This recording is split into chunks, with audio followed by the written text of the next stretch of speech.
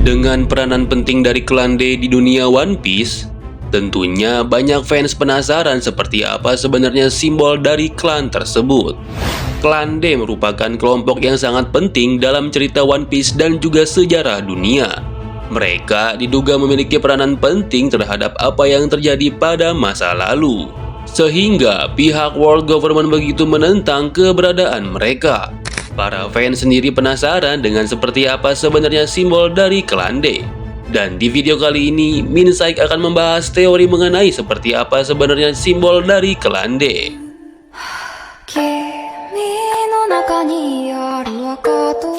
Sebagai sebuah klan yang besar, tentunya klan D memiliki sebuah simbol yang menunjukkan kebesaran atau kedikdayaan mereka.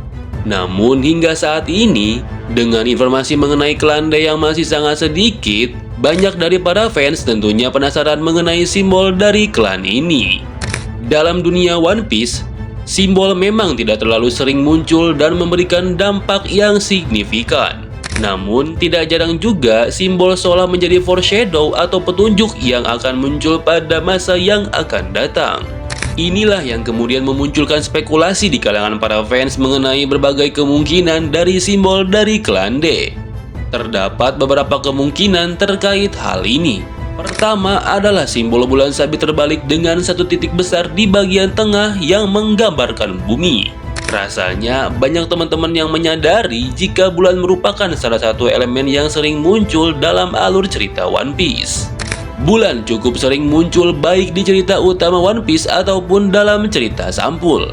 Contohnya adalah ketika petualangan Enel saat berada di bulan yang menjadi salah satu cerita sampul paling populer. Banyak juga teori-teori yang berkembang di kalangan para fans yang berkaitan dengan bulan. Menariknya adalah kemudian jika teman-teman perhatikan, bulan dan sistem tata surya mereka sudah sejak awal diperkenalkan dalam cerita. Di perpustakaan Ohara, terdapat sebuah miniatur dari bentuk tata surya yang ada di dunia One Piece di mana bumi dikelilingi oleh beberapa pulau atau planet. Namun, sesuatu terjadi kepada bulan-bulan tersebut. Sampai sekarang memang belum diketahui apa penyebab bulan-bulan tersebut menghilang, namun kemungkinan besar bulan-bulan tersebut hancur karena alasan tertentu.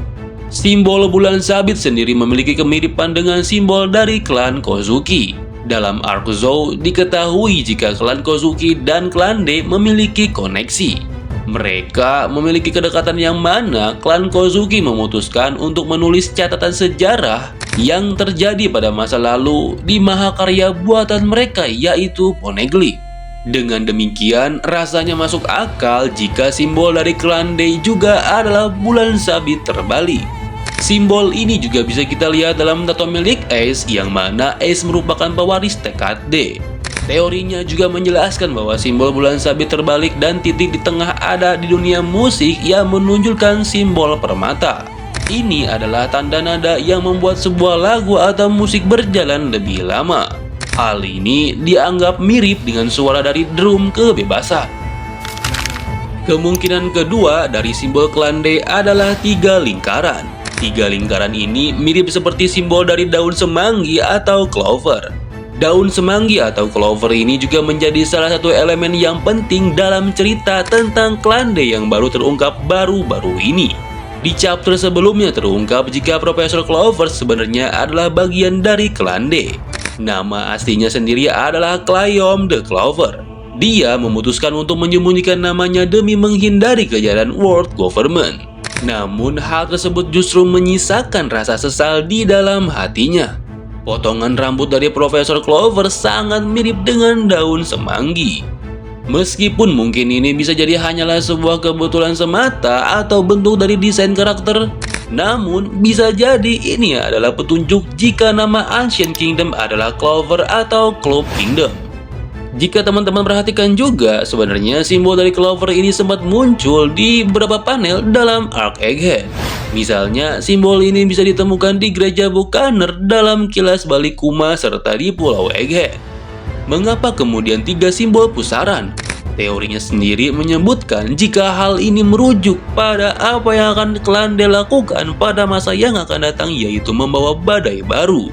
Seperti yang sempat disebutkan sebelumnya, bahwa terdapat sebuah ramalan yang menyebutkan jika suatu hari nanti Klande akan membawa badai besar lainnya yang akan mengguncang dunia. World Government sendiri menyadari akan hal ini, yang mana mereka memutuskan untuk mencegah berbagai hal yang berkaitan dengan Klande. Contohnya, mereka menyembunyikan nama D dari setiap buronan atau sosok tertentu. Banyak yang menduga jika Luffy akan jadi sosok yang membawa badai baru dari Klande. Sejauh ini, dari apa yang muncul dalam cerita One Piece, apa yang Luffy lakukan sepertinya memang membawa petaka besar bagi World Government, terutama Im Sama. Ide tentang Luffy sebagai pembawa badai baru Klande rasanya memang tidak berlebihan. Hal ini mengingat Luffy adalah sosok reinkarnasi Joy Boy dan pemilik kekuatan Nika. Simbol pusaran juga sebenarnya identik dengan pusaran yang ada di buah iblis. Di hampir sebuah desain buah iblis selalu terdapat simbol pusaran, dan seolah hal tersebut sudah menjadi ciri khas dari karakter buah iblis. Menariknya, kemudian adalah pengguna pertama kekuatan buah iblis tidak lain adalah Joy Boy, yang diduga merupakan bagian dari Klande seperti yang terungkap di chapter sebelumnya. Selain dua simbol di atas, terdapat beberapa kemungkinan simbol Klande lainnya. Contohnya adalah dua simbol ekspresi yang ada di topi Ace. Selama ini, One Piece selalu memperlihatkan bahwa hanya Klande saja yang tewas dengan cara tersenyum. Hal ini bisa kita lihat dari kematian beberapa karakter seperti Goldie Roger, kemudian anaknya, Portgas di Ace. Masih belum diketahui mengapa hal tersebut terjadi. Namun, banyak spekulasi yang berkembang di kalangan para fans menyebutkan jika Klande tidak pernah takut untuk mati. Mereka justru menyambut kematian tersebut selama mereka merasa benar. Meskipun belum terkonfirmasi kebenarannya, beberapa karakter juga diperlihatkan mati secara tersenyum seperti Kozuki Oden. Banyak fans meyakini jika Oden dan klan Kozuki memang merupakan bagian dari pewaris tekad D. Kemungkinan simbol dari Klande lainnya adalah matahari. Simbol ini mungkin memang lebih merujuk pada sosok Nika, sang dewa matahari. Namun, bisa jadi ini juga memiliki koneksi dengan Klande. Dalam siaran Vegapunk dijelaskan jika Joy Boy merupakan sosok yang sangat memuja Nika. Menurut informasinya, Nika dan Joy Boy adalah dua entitas yang sangat berbeda. Nika merupakan sosok dewa yang sangat dihormati dan dipuja yang berasal dari wilayah Elbaf. Namun, Joy Boy tahu seperti apa kekuatan dari Nika, yang mana membuat dia berharap bisa memiliki kekuatan tersebut dan akhirnya terwujud berkat buah iblis Nika. Nika, Joy Boy, dan Klande kemungkinan memiliki koneksi yang kemudian membuat Klande bisa memiliki simbol yang berkaitan dengan matahari. Seperti halnya simbol pusaran dan bulan sabit terbalik muncul, matahari juga merupakan simbol yang sudah sering muncul dalam cerita One Piece bahkan sebelum diperkenalkannya sosok Nika. Contoh pertama adalah tato kelompok bajak laut matahari dan juga tato matahari yang digunakan untuk menutupi cap atau stempel sebagai budak dari kaum naga langit. Kemudian referensi lainnya datang dari berbagai motif bendera dari berbagai kerajaan. Contoh nyatanya adalah Shandoria dan Alabasta. Selanjutnya, referensi dari Thousand Sunny. Kapal dari kelompok topi jerami ini memiliki bentuk kepala singa yang mirip dengan matahari di bagian depan kapal.